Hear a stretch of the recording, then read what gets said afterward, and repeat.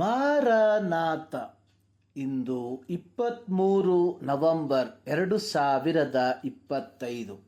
ಎಲ್ಲ ಆತ್ಮೀಯರಿಗೆ ಭಾನುವಾರದ ಶುಭಾಶಯಗಳು. ಸೇನಾಧೀಶ್ವರನಾದ ಯೆಹೋವನೇ, ನಿನ್ನ ನಿವಾಸಗಳು ಎಷ್ಟೋ ರಮ್ಯವಾಗಿದೆ. ಯೆಹೋವನ ಆಲಯದ ಅಂಗಳಗಳಲ್ಲಿ ಸೇರಬೇಕೆಂದು ನನ್ನ ಆತ್ಮವು ಹಂಬಲಿಸುತ್ತಾ ಕುಂದಿ ಹೋಗಿತ್ತು. ಕೀರ್ತನೆಗಳು 84:1-2 ವಾಕ್ಯ. ಸಿರಾಕ್ಯೂಸ್ ಆರ್ಕಿಮಿಡಿಸ್ ರವರು BC 287 BC 212 ಕಾಲಘಟ್ಟಗಳಲ್ಲಿ ಪ್ರಾಚೀನ ಗ್ರೀಕ್ ಸಾಮ್ರಾಜ್ಯದ ಸಿಸಿಲಿಯ ಪಟ್ಟಣದ ಸಿರಾಕ್ಯೂಸ್ನಲ್ಲಿ ಜೀವಿಸಿದ್ದ ಗಣಿತಶಾಸ್ತ್ರಜ್ಞ, ಭೌತಶಾಸ್ತ್ರಜ್ಞ, ಖಗೋಳಶಾಸ್ತ್ರಜ್ಞ, ಎಂಜಿನಿಯರ್ ಮತ್ತು ಸಂಶೋಧಕರಾಗಿದ್ದರು. ಇವರನ್ನು ಪ್ರಾಚೀನ ಕಾಲದ ಪ್ರಮುಖ ವಿಜ್ಞಾನಿಗಳಲ್ಲಿ ಒಬ್ಬರಾಗಿಯೂ ಮತ್ತು ಸಾರ್ವಕಾಲಿಕ ಗಣಿತಶಾಸ್ತ್ರಜ್ಞರಲ್ಲಿ ಶ್ರೇಷ್ಠರು ಎಂದು ಪರಿಗಣಿಸಲಾಗುತ್ತಿತ್ತು. ಗ್ರೀಕರಿಗೆ ಈತನ ಕುರಿತಾಗಿ ಗರ್ವವೂ ಇದ್ದಿತ್ತು. BC 215 ರೋಮನ್ನರು ಗ್ರೀಸ್ ದೇಶವನ್ನು ಆಕ್ರಮಿಸಿದಾಗ ಗ್ರೀಕರಿಗೆ ಆರ್ಕಿಮಿಡಿಸ್ ತಮ್ಮೊಂದಿಗಿದ್ದಾನೆ ಎಂಬ ಅಹಂಕಾರವಿದ್ದರಿಂದ ಗ್ರೀಕ್ ಸೈನಿಕರು ಯುದ್ಧದಲ್ಲಿ ನಿರ್ಲಕ್ಷ್ಯ ತೋರಿ ಸೋತು ಹೋದರು. ಯುದ್ಧವನ್ನು ಗೆದ್ದ ರೋಮನ್ ಸೈನ್ಯಾಧಿಪತಿಗೆ ಆರ್ಕಿಮಿಡಿಸ್ನ ಮೇಲೆ ಅಭಿಮಾನವಿದ್ದರಿಂದ ಅವನನ್ನು ಕಾಣಬೇಕೆಂಬ ಬಯಕೆಯಿಂದ ತನ್ನ ಸೈನಿಕರನ್ನು ಆರ್ಕಿಮಿಡಿಸ್ರನ್ನು ಕರೆತರಲು ಕಳುಹಿಸಿದ.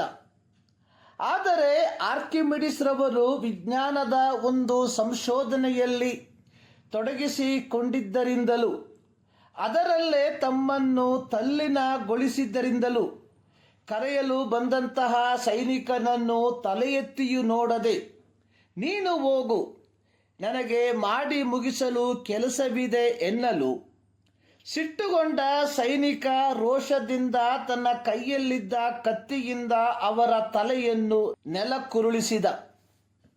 ಸುದ್ದಿ ತಿಳಿದ ರೋಮ್ ಸೈನ್ಯಾಧಿಕಾರಿಗೆ ಸೈನಿಕನ ಮೇಲೆ ಕೋಪವೂ ಆರ್ಕಿಮಿಡಿಸ್ ಬಗ್ಗೆ ದುಃಖವೂ ಉಂಟಾಯಿತು. ಒಬ್ಬ ಸೈನಿಕನ ಅವಿವೇಕತನದ ಹಿಂಸೆಯ ಫಲವಾಗಿ ಒಬ್ಬ ವಿಜ್ಞಾನಿಯು ತನ್ನ ಪ್ರಾಣವನ್ನು ಕಳಕೊಳ್ಳಬೇಕಾಯಿತು. ಚೀನಾದ ಇತಿಹಾಸದಲ್ಲಿಯೇ ಅತ್ಯಂತ ಪ್ರಭಾವಶಾಲಿ ತತ್ವಜ್ಞಾನಿಗಳಲ್ಲಿ ಒಬ್ಬರಾಗಿರುವ ಲಾವೋ ತ್ಸು ಅಥವಾ ಲಾವೋ ಚಿ ರವರು ಹೇಳಿರುವಂಥದ್ದು, ಹಿಂಸಾತ್ಮಕ ಚಟುವಟಿಕೆಗಳು ಹೆಚ್ಚಾದಷ್ಟು ಮಾನವನ ದುಃಖಗಳು ಹೆಚ್ಚುತ್ತದೆ. ಹಿಂಸೆಯಿಂದಾಗುವ ವಿಜಯೋತ್ಸವ ಸತ್ತವರ ಗೋಳಿನೊಂದಿಗೆ ಕೊನೆಗೊಳ್ಳುತ್ತದೆ. ಹಿಂಸೆಯು ಅಶಾಂತಿಯನ್ನು ಸಮಾಜಕ್ಕೆ ತಂದೊಡ್ಡುವಂಥದ್ದಾಗಿದೆ.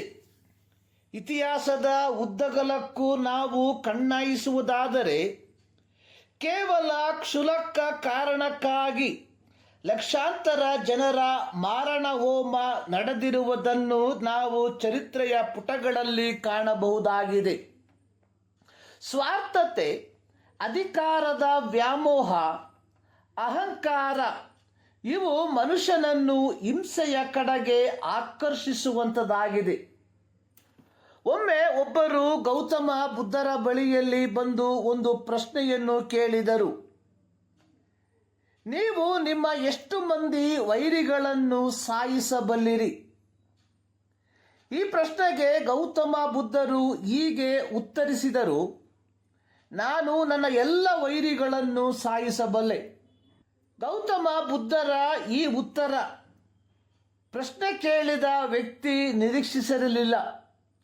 ಪ್ರಶ್ನೆ ಕೇಳಿದ ವ್ಯಕ್ತಿ ಮರುಪ್ರಶ್ನೆಯನ್ನು ಕೇಳಿದ, ಹೇಗೆ ನೀವು ನಿಮ್ಮ ಎಲ್ಲ ವೈರಿಗಳನ್ನು ಸಾಯಿಸಬಲ್ಲಿರಿ?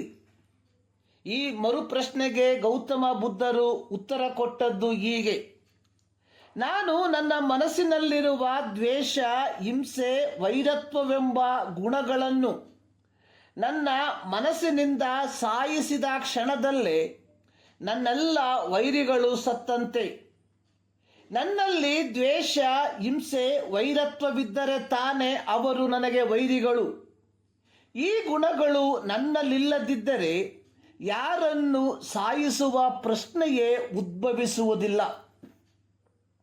ಸೌಲನು ದಾವೀದನನ್ನು ಕೊಲ್ಲುವುದಕ್ಕೆ ಪ್ರಯತ್ನಿಸುತ್ತಿದ್ದರು.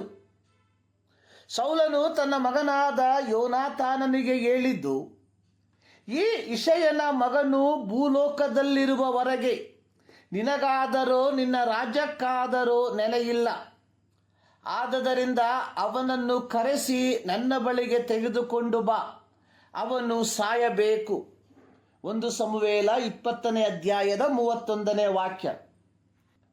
ಹೀಗಿರುವಲ್ಲಿ ಸೌಲನು ಒಮ್ಮೆ ಎಂಗೇದಿಯ ಗುಹೆಯಲ್ಲಿ ದಾವೀದನ ಕೈಗೆ ಸಿಕ್ಕಿಹಾಕಿಕೊಳ್ಳಲು ದಾವೀದನ ಜನರು ದಾವೀದನಿಗೆ, ನಿನ್ನ ಶತ್ರುವನ್ನು ನಿನ್ನ ಕೈಗೆ ಒಪ್ಪಿಸಿಕೊಡುವೆನು, ಆಗ ನೀನು ಅವನನ್ನು ಮನಸ್ಸಿಗೆ ಬಂದಂತೆ ನಡೆಸಬಹುದು ಎಂದು ಯೆಹೋವನು ಹೇಳಿದ ಮಾತು ನೆರವೇರುವ ದಿವಸ ಇದೆ ಅಂದಾಗ, ದಾವೀದನು ಮೆಲ್ಲಗೆ ಹೋಗಿ ಸೌಲನ ನಿಲುವಂಗಿಯ ಮೂಲೆಯನ್ನು ಕತ್ತರಿಸಿಕೊಂಡನು. ಇದು ದಾವೀದನ ಮನಸ್ಸಾಕ್ಷಿಯನ್ನು ಹಂಗಿಸತೊಡಗಿತು. ನಂತರ ದಾವೀದನು ತನ್ನ ಜನರಿಗೆ, ಅವನು ಯೆಹೋವನಿಗೆ ಅಭಿಷೇಕಿಸಲ್ಪಟ್ಟವನು, ನನ್ನ ಒಡೆಯನು ಆಗಿದ್ದಾನೆ. ಯೆಹೋವನ ಅಭಿಷಕ್ತನಿಗೆ ವಿರೋಧವಾಗಿ ಕೈಯೆತ್ತದಂತೆ ಯೆಹೋವನು ನನಗೆ ಅಡ್ಡಿ ಮಾಡಲಿ. ಹೀಗೆ ಸೌಲನಿಗೆ ವಿರೋಧವಾಗಿ ಜನರು ಹೇಳದಂತೆ ತನ್ನ ಜನರನ್ನು ದಾವೀದನು ತಡೆದನು. ಹಿಂಸೆಗೆ ಹಿಂಸೆಯನ್ನು ತೀರಿಸುವ ಸಮಯದಲ್ಲಿ ದಾವೀದನು ತೋರಿಸಿದ ಸಂಯವನ ಅಥವಾ ತಾಳ್ಮೆ ಅಥವಾ ನಿಯಂತ್ರಣ ಶಾಂತಿಯ, ಸಮಾಧಾನದ ಪರಿಪೂರ್ಣತೆಯ ಉದಾಹರಣೆಯಾಗಿದೆ. ರೋಮ ಪತ್ರಿಕೆ 12ನೇ ಅಧ್ಯಾಯದ 17-18 ವಾಕ್ಯಗಳಲ್ಲಿ ಪೌಲನು ಬರೆದಿರುವಂಥದ್ದು, ಯಾರಿಗೂ ಅಪಕಾರಕ್ಕೆ ಅಪಕಾರವನ್ನು ಮಾಡಬೇಡಿರಿ, ಎಲ್ಲರ ಸಂಗಡ ಸಮಾಧಾನದಿಂದಿರ್ರಿ. ಮತ್ತಾಯನು ಬರೆದ ಸುವಾರ್ತೆ 5ನೇ ಅಧ್ಯಾಯದ 9ನೇ ವಾಕ್ಯದಲ್ಲಿ ಯೇಸು ಹೇಳಿರುವಂಥದ್ದು, ಸಮಾಧಾನ ಪಡಿಸುವವರು ಧನ್ಯರು, ಅವರು ದೇವರ ಮಕ್ಕಳು ಎನಿಸಿಕೊಳ್ಳುವರು. ಪ್ರಿಯರೇ, ನಾವು ಹಿಂಸಾತ್ಮಕವಾದ ಸನ್ನಿವೇಶಗಳಲ್ಲಿ ಜೀವಿಸುತ್ತಿರುವ ವ್ಯಕ್ತಿಗಳಾಗಿರಲಾಗಿ ಅಲ್ಲಿ ನಾವು ಸಮಾಧಾನವನ್ನು ಉಂಟು ಮಾಡುವ ವ್ಯಕ್ತಿಗಳಾಗಿ ಮಾರ್ಪಡುವವರಾಗಿರಬೇಕು. ಈ ಮುಂಜಾನೆಯಲ್ಲಿ ಸರ್ವಶಕ್ತನಾದ ದೇವರು ಈ ಅಧ್ಯಯನದ ಮೂಲಕ ನಿಮ್ಮನ್ನು ಆಶೀರ್ವದಿಸಲಿ.